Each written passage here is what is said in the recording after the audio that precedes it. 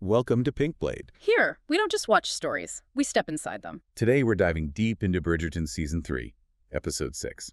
Romancing Mr. Bridgerton. That is the title. And I have to say, seeing that splash across the screen feels significant. If you are a fan of the books, that title isn't just a collection of words, it's an event. It's the title of the novel itself. It is, and usually when a show drops the book title as an episode name, it signals something, right? It signals the end of the journey. Exactly. It signals the bow on top of the present. It feels like, okay, we've arrived. We've reached the destination, but here, and this is what's so clever, in the context of this specific season, using that title for episode 6 is actually a brilliant piece of deception. It's a structural subversion. It's a trick. I mean, that's what it feels like, because this isn't the happy ending. This is the calm before the storm. It absolutely is. We are looking at the pivot point of the entire season. Everything before this episode was the climb, and you just know that everything after this is going to be the fallout. Yeah. It is a masterclass in building tension. It really is. And to understand why this specific hour of television hits so hard, you have to look at the meta context of it. The writers are giving us exactly what we, the audience, have been asking for. Oh, completely. The romance, the engagement. Polin of it all, right. But they are serving it on a platter that is sitting on top of a landmine. Yet it's such a vivid image, and it's perfectly accurate. Because here we are, we have Colin and Penelope engaged. They are, for all intents and purposes, floating on air. They are. But hanging directly over their heads in every single scene is this massive sword of Damocles, the Whistledown secret. And that creates a very, very specific type of viewing experience. It's dissonance. You are cheering for them. You are swooning at the romance. You are. But your stomach is in knots because you know something that they don't. Or I should say, you know something that Colin doesn't. Yes. And it transforms what could have been a standard, sweet, romantic episode into this high-stakes identity drama. That's the perfect way to put it. So let's unpack this, because before we can even get to the romance or the mirror or the church, and believe me, we will get to all of that. Yeah. We need to look at the world they're living in right now. The context is everything. So for our first section, let's talk about the social world and the emotional stakes, because the atmosphere in the ton has definitely shifted. It has completely changed. I mean, if you look at the opening of this episode, the whole social world feels like it's just gasping for air. That's a great way to put it. In previous seasons, the balls and the promenades were performances. Everyone played their part. It was a game. But here, the masks are slipping. They really are. We aren't just watching a marriage mart anymore. We are watching a reckoning of identity. And nowhere is that clearer than at the Montrich Ball. Yeah. We have this shift in setting. It's the botanical ball, right? Yep. Yes. And the production design there is telling a story all on its own. It's not just a pretty background. It feels so lush. It's floral. It feels alive. The Mondriches are solidifying their place in society, and they're doing it by bringing this new vibrancy. They're on the rise. They are. And their stability, their solid footing, is put in such sharp contrast with the other families. Oh, completely. You look at the Featheringtons and the Cowpers, and it feels so precarious. It feels like the walls are closing in on them. It's a study in contrasts, really. The Mondriches represent this new, earned stability. They feel grounded. Meanwhile, you have the old guard, specifically the families who are relying on desperation and scheming, and they're just crumbling. And inside the Featherington house, it's almost claustrophobic. It really is. The dynamic there is so tense. You have Penelope, who is on this incredible high. She has achieved what everyone thought was impossible. She has secured a love match with a Bridgerton. She's euphoric. Yet also terrified. Exactly. And then you have Portia Featherington. We absolutely have to talk about Portia. Portia is fascinating here. Her reaction to the engagement. I mean, usually a mother in the ton would be doing cartwheels if her daughter snagged a Bridgerton. But Portia, she's just cynical. She is beyond cynical. It's almost nihilistic when it comes to romance. When she hears the news, she doesn't celebrate. She doesn't hug Penelope. Her immediate assumption, her gut instinct, is that Penelope must have entrapped him. That word, entrapment. It's so heavy. It reveals everything about Portia's worldview, doesn't it? She literally cannot conceive of a world where Colin Bridgerton falls in love with her daughter naturally. To her, that is science fiction. Do you think it's because she just doesn't see Penelope's worth? I think that's part of it, but I think it's mostly because, in Portia's world, marriage is a transaction. It's a survival strategy. It is a business deal. So the idea of a love match is. It's foreign to her, especially for someone like Penelope, who she has always seen as a wallflower. She projects her own cynicism onto her daughter. She just assumes there must be a trick involved because she has spent her entire life surviving by using tricks. It's actually quite tragic when you look at it that way. She's projecting all of her own trauma. But this is where it gets really interesting. Colin shuts that down. Oh, he does. That speech he gives to Portia. Penelope is the most eligible amongst you.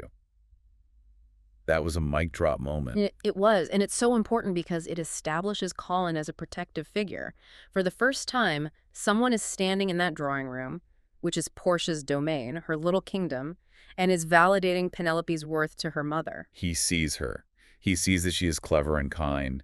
He sees the woman that Portia just refuses to see. Right, but, and this is the absolute kicker, he is defending her integrity while she is actively, in that very moment, deceiving him. Oh, the tragedy of it all. It is. He is standing there, puffing his chest out, being the hero, saying, "She didn't entrap me." But the audience knows that by holding on to the Whistledown secret, she technically is entrapping him. She's letting him marry her under false pretenses. Oof. Yeah, it just adds this layer of bitterness to the sweetness of the moment. Yeah. You want to high-five him for standing up to Portia, but you also want to shake him and say, check her pockets for ink. Exactly. And while the Featheringtons are dealing with all of that psychological warfare, you have the Cowper crisis just spiraling out of control across the square. Cressida Cowper. We need to talk about her. Because in this episode, she really transitions from just being a mean girl to something much, much more complex. She does. She's facing marriage to Lord Greer. Who is? Bleh. Well, let's just say the age gap is significant. He's ancient, and he wants to basically lock her away in the country. It's social death for someone like Cressida. It is exile, Mm-hmm. and she is desperate. And we know that nature abhors a vacuum. Mm-hmm. Lady Whistledown has been silent. The queen is bored out of her mind. She's offering this huge reward for Whistledown's identity. And Cressida looks at that reward and sees a lifeline. Everyone else sees Whistledown as a threat or a scandal, but Cressida sees it as an exit strategy. She sees freedom. She sees 5,000 pounds, which is financial independence in that era. It's a way out. So the stakes are set. If Cressida successfully claims she's as Lady Whistledown, she solves her problem. But for Penelope... For Penelope, that is the absolute nightmare scenario. It's everything she's afraid of. If Cressida takes credit, Penelope loses her life's work. She loses her voice. She loses the one thing that is truly authentically hers. And if the truth comes out in some messy way to disprove Cressida, she loses Colin. It's a zero-sum game. Only one of them can survive this social season with their identity intact. Precisely. And that brings us to why this episode is such a hook. We talked about the title, but structurally, this is a massive pivot point. It really is the bridge between two completely different shows, in a way. What do you mean by that? Well, part one was very much a friends to lovers romp. It was light, it was about the coaching, it was about longing glances across a ballroom. Romantic comedy territory. And part two, starting really with this episode, becomes a high-stakes identity drama. It's almost a thriller. In fact, I've read that in production, this episode was sometimes referred to as TikTok. TikTok, as in like a countdown. Exactly. The TikTok motif symbolizes the countdown to the secret coming out. It's a narrative bomb under the table. The audience knows it's there, Penelope knows it's there, Eloise knows it's there. Colin is the only one sitting at the table who doesn't hear the ticking. That is so stressful. It creates this underlying anxiety that runs through every single scene. Every time they smile at each other, you hear the clock. And going back to the title, Romancing Mr. Bridgerton, we mentioned it's ironic. In the book, that title represents the resolution. But here, it represents the fragility of their romance. Fragility is the perfect word. The showrunners are giving the audience exactly what they want. Polin, in love, happy, engaged, while simultaneously screaming that it cannot possibly last under these pretenses. It subverts the comfort of the book title. It takes something familiar and makes it feel dangerous.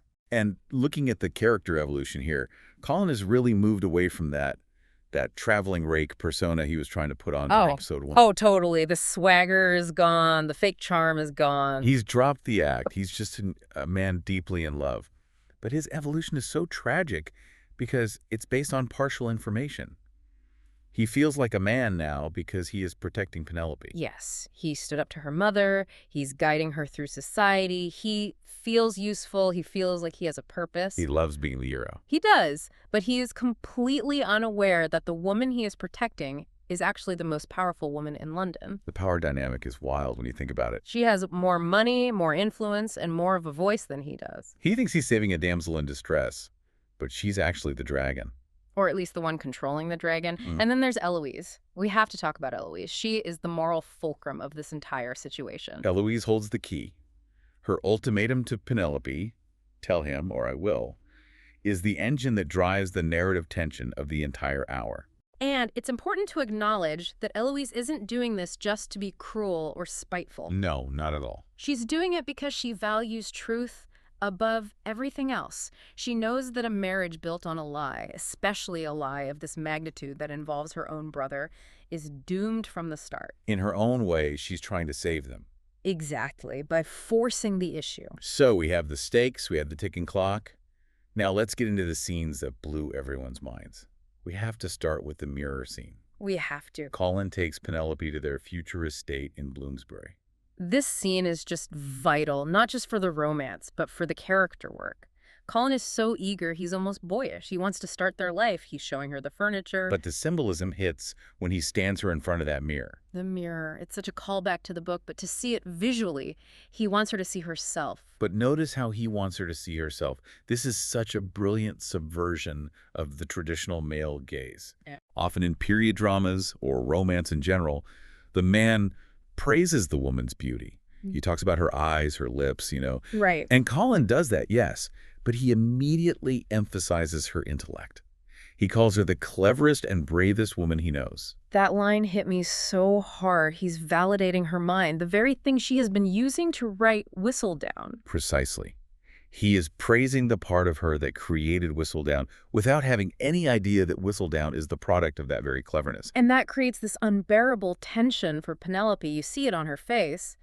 And she asks him, "Are you sure?" That "are you sure" was so loaded. It wasn't just, "Do you love me?" It was, "Do you know who I am? Are you sure you want me, all of me?" It's her guilt speaking. Yeah. She is giving him an out. She wants him to confirm that he loves her, even with the flaws she's hiding, even though he doesn't know the biggest one yet. And then, of course, you have the physical intimacy that follows, involving the chaise lounge. Which we will get to later in the behind-the-scenes section. We will.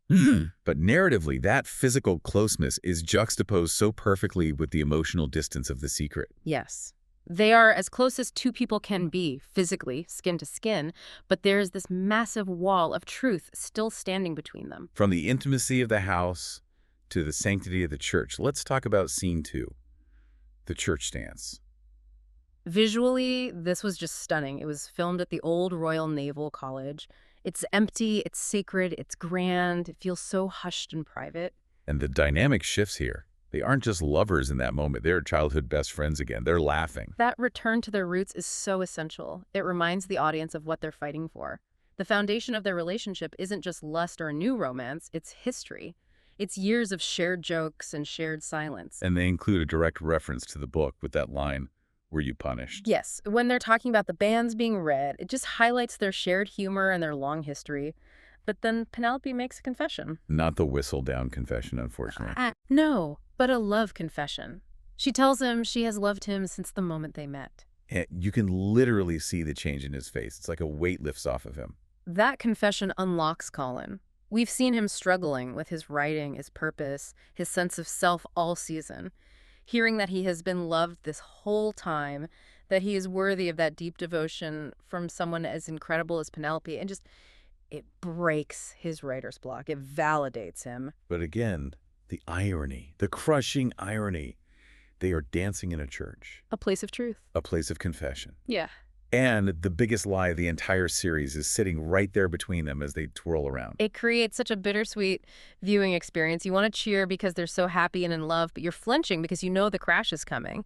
It's structurally designed to make the audience anxious. It's beautiful, but it hurts. And if we're talking about anxious, we have to talk about scene 3, the FU entrance. Oh, yeah. Cressida Cowper at the Mondridge Ball. This was a spectacle. This was a moment. The music, confident, by Demi Lovato, the Archer Marsh cover. It starts with those heavy snaps. Yeah. It has this villain anthem energy. It's so modern, but it fits the scene perfectly. It really does. And visually, the crowd parts for her like the Red Sea. It is a moment of false empowerment. What do you mean by false? Well, Cressida is claiming a power that isn't hers, but for a moment, the illusion works. She commands the entire room. All eyes are on her. And Penelope's reaction. She's hyperventilating, she's watching this happen, and she looks like she's going to pass out. Because it's her nightmare coming to life right in front of her. But I don't think it's just fear of being caught, it's professional pride. Oh, that's interesting. Cressida taking credit is the one thing Penelope cannot stomach. She can handle Eloise's anger. She can handle the guilt with Polin. But seeing someone else, specifically her childhood bully, take credit for her life's work, that is the breaking point. It challenges her pride as a writer. Exactly. It challenges her identity. She created Lady Whistledown. It is her legacy. And to see Cressida wear it like a cheap accessory is unbearable. It's such a powerful sequence. And speaking of powerful sequences, we need to look behind the curtain for a minute. Let's do it. Section 4, Behind the Scenes Insights. Because the way this episode was made really explains why it feels so different from the others. Absolutely. The direction here is key. This episode was directed by Bill Woodruff. Bill Woodruff, Yeah. the legend. He directed iconic music videos, Toni Braxton's Unbreak My Heart, videos for Nelly, Outkast. And you can feel that influence, can't you? He brings a rhythmic and sexy sensibility to the episode.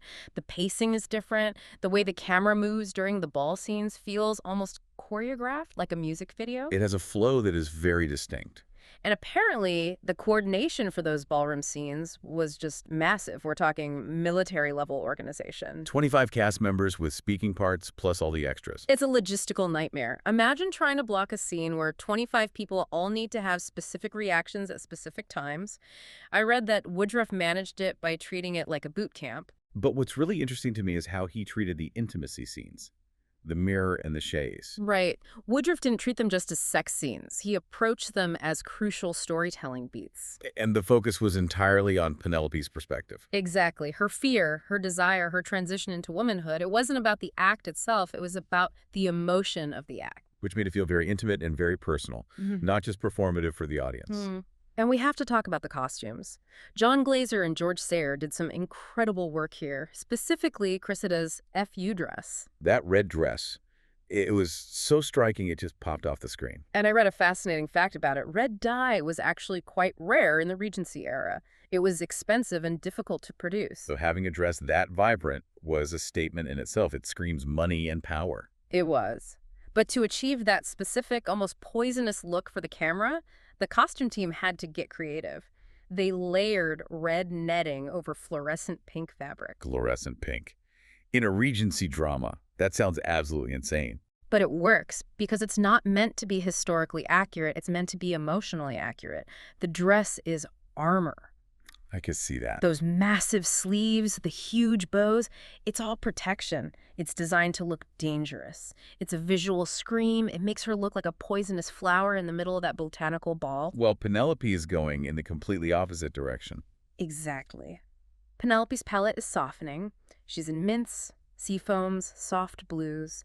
She's moving away from the harsh Featherington citrus colors, the oranges and yellows. She is becoming a Bridgerton visually before she becomes one leadily. That's a great way to put it, but she's still keeping a piece of herself. How so?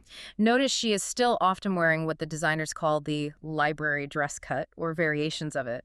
She is softening, but she is still the writer. And there's a subtle nod to the future.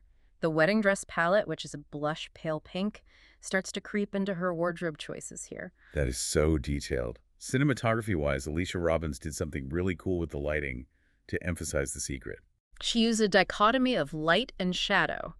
If you watch closely, Colin is almost always in the light. He's society's golden boy. He's in the sun. He is open. And Penelope. Penelope, however, is frequently framed in shadows or candlelight. She is the writer in the dark. It's a visual representation of their entire relationship dynamic in this moment. He's in the light, she is in the dark. And she avoided tight close-ups in the big crowd scenes, right? Yes. Robbins focused on environmental storytelling. Instead of jamming the camera right in their faces, she pulled back to show the scale of the isolation these characters feel. You see them completely alone in a crowd. It really emphasizes how lonely keeping a secret can be, even when you're at the biggest party of the year. Now let's hear from the people who lived it. Section 5. Cast and creator reflections. Nicola Coughlan and Luke Newton have been spilling some tea about filming this episode. Well, the most famous story now is, of course, the Chase incident. I love this story so much. They actually broke the furniture. They did. During the filming of that intimacy scene, they physically broke the leg off the chaise lounge. It speaks to the intensity they were bringing to the performance. Or maybe just some bad carpentry from the props department. I'm going to go with intensity. It's just too good a story. And there was a note from the director about the kissing, right? Yes. Bill Woodruff apparently told him to pull back during the kissing scenes.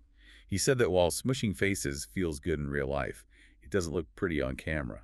That is such a funny technical detail. It reminds you that what looks so romantic and spontaneous on screen is actually very calculated. Don't smush your face, look pretty for the camera. I also love that the laughter we see in the church, in the mirror scene, a lot of that is often improvised. It feels improvised. It feels so genuine. It is.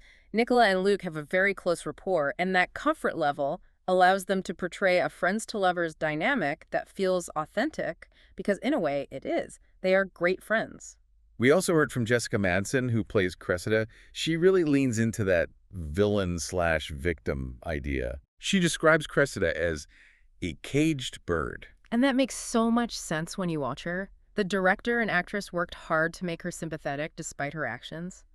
They used the architecture of the Cowper house, the high walls, the narrow spaces, the dark corners, to show that she is trapped. So her lashing out isn't just malice. It's a survival instinct. She's biting the hand that feeds her because she's starving for a way out. And Jess Brownell, the showrunner, explained the whole air race plotline. Right, the plot about the Featherington heir, Brownell called it poetic justice. Poetic justice for Penelope. Exactly. It's fitting that Penelope, the overlooked daughter, the one her mother disregarded and underestimated for years, is the one to eventually provide the heir and become the matriarch of that family. It completely flips the power dynamic. It's the ultimate revenge, isn't it? Success is the best revenge. For sure. Moving on to Section 6.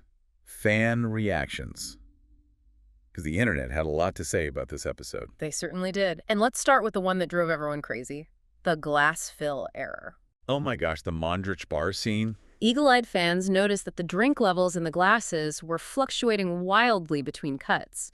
1 second a glass is full, the next it's empty, then it's full again. It was magic alcohol. It became this moment of levity in the fandom, a little break from all the intense drama. It's always fun to catch those little production slips. But the drama was real in the entrapment debate. Yeah. This was huge on Twitter and TikTok. This was incredibly divisive. When Colin tells Portia, Penelope did not entrap me, half the fandom just swooned.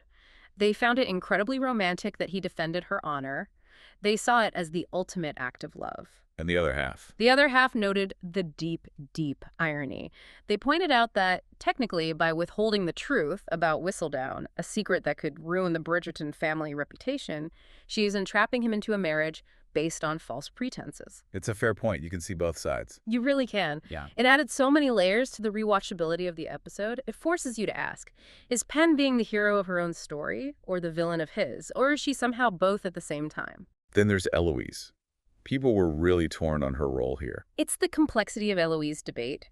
Is she being a bad friend to Cressida by abandoning her when she needs her most? Or is she right to protect her brother from Penelope's secret? It's so messy. There's no easy answer. There isn't. But fans also notice a really subtle detail.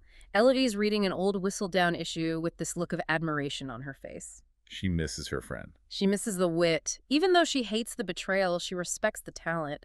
It shows that the love between Pen and Eloise isn't gone. It's just buried under layers and layers of hurt. And we can't forget the pretty Bridgerton line. A standout moment. When Penelope snaps at Eloise and says, "I'm a pretty Bridgerton," fans celebrated that. I think it was seen as a necessary moment of Penelope finally claiming her new status. She's standing up to Eloise, who has a tendency to just steamroll over her. She's saying, I belong here too. It's a huge moment of growth for her. So what does this all mean? We're at our final section, the thematic question. This episode leaves us with a really burning question. The core conflict here isn't just, will he find out? It's so much deeper than that. The real question is love enough to survive the loss of an illusion? That is the question. Colin falls in love with the Penelope he thinks he knows. Exactly. And the episode ends with him discovering the truth, tracking her to the printer. So the question isn't just will he forgive her, it's more existential than that. Does he love the woman who writes the column? The cynical, sharp-tongued, observant businesswoman. Or does he only love the woman who sits in the corner and adores him? Can he love the architect of the chaos? And it's also about identity versus security. Explain that. Penelope's being forced to choose. Her dream, her writing, her voice, her power versus her husband, and the security he represents. The episode asks a very modern question in this Regency setting. Can women in this world ever have both without destroying one? Can you have the career and the guy? It's a cliffhanger of the heart, not just the plot. Beautifully put. It leaves us wondering if honesty is the death of romance or if it's the only way to make it real. Thanks for listening to Pink Blade. If this episode revealed something new, you can follow to explore the next chapter. And if a moment stayed with you, share it in the comments. Until next time. This is Pink Blade.